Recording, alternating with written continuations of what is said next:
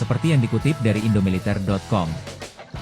Dunia intelijen dan peperangan modern kini tidak lagi hanya ditentukan oleh ledakan mesiu, melainkan oleh penguasaan spektrum elektromagnetik. Salah satu teknologi yang belakangan ini menjadi perbincangan hangat adalah sistem peperangan elektronik Rusia yang dikenal dengan nama Topol. Sistem ini mencuat ke permukaan setelah munculnya laporan mengenai efektivitasnya dalam memutus komunikasi satelit Starlink di wilayah konflik dan zona sensitif seperti Iran. Kehadiran Topol menjadi jawaban atas dominasi internet satelit yang selama ini menjadi tulang punggung komunikasi agen intelijen lapangan dan koordinasi taktis yang sulit dilacak oleh cara-cara konvensional. Sejarah pengembangan sistem Topol berakar dari kebutuhan strategis Rusia untuk melindungi aset-aset pentingnya dari pengintaian udara dan navigasi presisi tinggi milik Barat.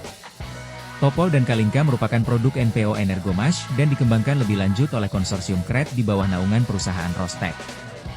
Dikembangkan oleh konsorsium pertahanan Rusia yang menghususkan diri pada teknologi radioelektronik, sistem ini merupakan evolusi dari perangkat pengacau atau jamming era Perang Dingin yang kini telah bertransformasi menjadi platform digital sepenuhnya.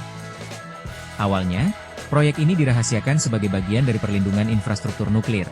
Namun seiring berkembangnya ancaman dari konstelasi satelit orbit rendah seperti Starlink, Rusia mulai memodifikasi kemampuan Topol agar mampu melakukan sinkronisasi frekuensi yang sangat presisi guna mengganggu sinyal dari luar angkasa. Secara spesifik, Topol bukanlah sekadar perangkat pengacau sinyal biasa, melainkan sebuah kompleks intelijen sinyal yang dilengkapi dengan antena parabola berdaya tinggi dan sistem pemrosesan data yang mampu mendeteksi pancaran frekuensi sekecil apapun. Kemampuannya mencakup spektrum frekuensi yang sangat luas, mulai dari gelombang radio pendek hingga frekuensi tinggi yang digunakan oleh satelit komunikasi modern.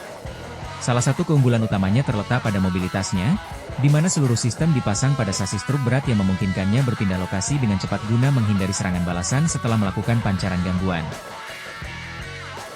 Cara kerja sistem Topol dalam menetralisir jaringan Starlink melibatkan teknik yang sangat rumit yang disebut dengan uplink jamming.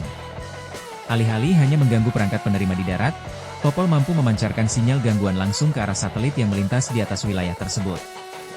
Dengan mengirimkan dalam tanda kutip kebisingan elektronik pada frekuensi yang tepat, sistem ini memaksa satelit untuk menolak koneksi dari terminal di darat karena sinyal legal dianggap sebagai gangguan. Selain itu, Topol mampu melakukan serangan injeksi data yang membingungkan sistem GPS satelit, sehingga komunikasi antara satelit dan stasiun bumi menjadi terputus atau sangat lambat, yang pada akhirnya membuat para agen intelijen kehilangan akses komunikasi instan mereka.